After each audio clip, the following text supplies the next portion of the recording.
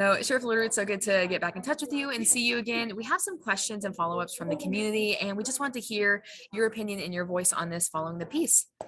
So I guess first, absolutely. So I guess first, some of the questions we had is what's it like working on illegal grow after illegal grow, especially constantly in your own community? Well, I mean, it's exhausting. I mean, the resources that go into doing eradication, there's a lot. There's a lot to it and a lot of organization, and we have to do a lot of planning. So it's frustrating when our efforts sort of are just, I don't want to say fruitless, but it's frustrating when people replant and they continue their illegal activity. So it's a stressful time in the north state of California, but we're doing our best with the resources we have until the laws change.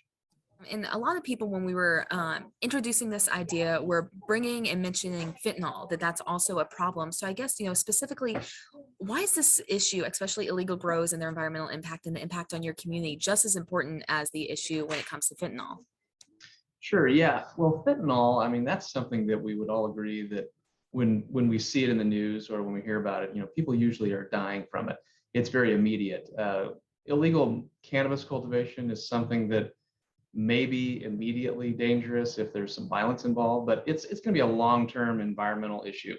And so the evidence of it isn't always right there. It's going to take a little bit of time. So they're not really the same and not really, I guess, worthy of comparison, but people just have to understand the difference. There's long-term and then there's short-term. And for us, this is with cannabis, it's just long-term, and we're seeing violence increase. And we're seeing, the environment just trashed. Specifically in your community, like I said, this is a project and this is an issue that expands all of the North State, but especially in Siskiyou County, from your firsthand experience, how have you seen this impact your community, as in the people and the beautiful land that's up in Siskiyou County? Yeah, one of the large problems that we had early on is just the amount of water that's being used for illegal purposes. So a lot of people, their wells have been going dry. And it's due to the abundance of water that's being used for illegal purposes. So that's the primary issue that we have surrounding water. And then from that is the environmental issue. When we go on these sites, we see the trash piles, we see these chemicals and fertilizers that aren't being stored properly and used inappropriately. And again, that's the long-term stuff that's going to soak into the ground, and God only knows how that's going to turn out or turn up in someone's water someday. So there's a lot of unknowns, which makes us nervous because we have a duty to be protectors of our land and our community. So there's a huge impact that's occurring on a local level, and everyone's feeling it in the community because, again, the water issues, the violence going up, and then of course the later on environmental impact that we're all just waiting for.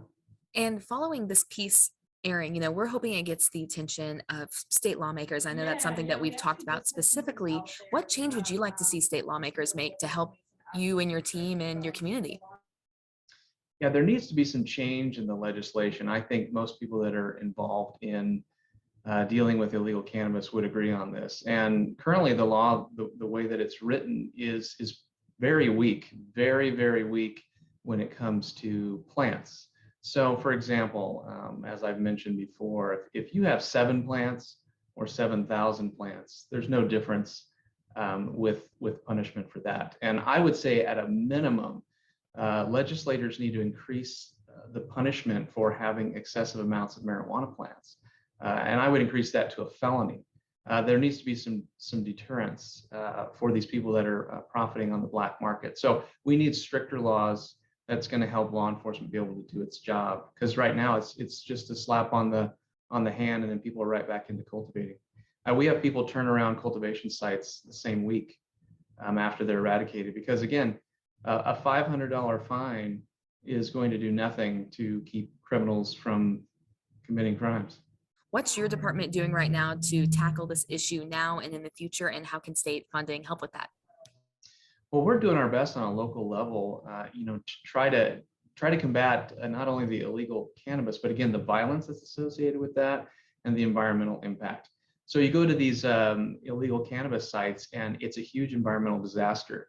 And there's no funding at the local level to deal with this. When you have a trash pit that's 20 feet by 20 feet and maybe 10, 15 feet deep, full of plastics and other things that shouldn't be buried, a county has to take that out and pay for it and its disposal. When there's fuel spills or when there's other fertilizers and herbicides that are used inappropriate, the county is supposed to take care of that issue, and we can't afford it. And you go to these sites where there's hundreds of greenhouses, we're having difficulty with that. The state needs to step up and realize that and be responsible. I think the state needs to be responsible for its terrible laws, honestly. I think there's unintended consequences that the legislature never thought about. And we've been screaming about them, I want to say, on a local level for quite a while. And we refuse to get any attention from Sacramento. And it's time that people need to just recognize that there's responsibility at all levels, including the state, and they need to start helping out with some of the financial costs for us to combat the illegal market, because there is there's a complete legal way to do this. But for those that won't comply, the state needs to help us out, since the state is the one that generated this problem for us. With talking about the community, is there a way that the community can help or people can help, or a way that people can keep their eyes and ears out for this issue? Yeah, our community has been great. We have people that report all kinds of criminal activity, I will say.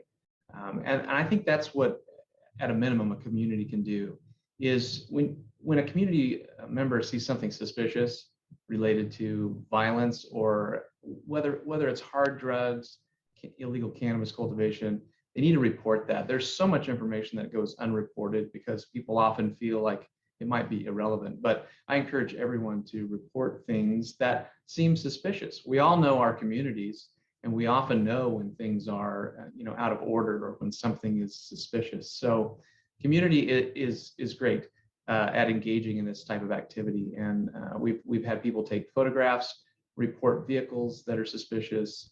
And also when they see cultivation sites popping up, they let us know. And that's how we can help tackle this together, because there's more eyes out there in the public than law enforcement has. So it's a community effort, and I just encourage people to help and be part of the solution. Is there anything else you'd like to add or want people to know that we might not have talked about? I know we've touched on a ton, so. Yeah, I think transparency is really important, and I want people, when they see pictures, when they see videos, and they hear stories, to really take those and try to be empathetic to the communities that are really suffering with this problem. Sometimes if you're not in the location, it's hard to really wrap your mind around it. But let the pictures tell the story, let the video tell the story. And I think people need to be more aware of, again, the environmental damage and the violence that's associated with the illegal black market.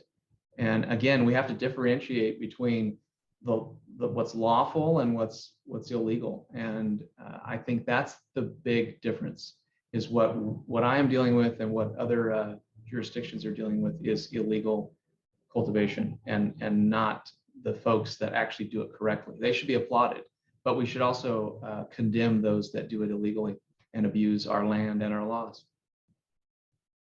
Absolutely. Well, Sheriff LaRue, I really appreciate you taking the time to do this Q&A with me. No problem. Thanks for having me.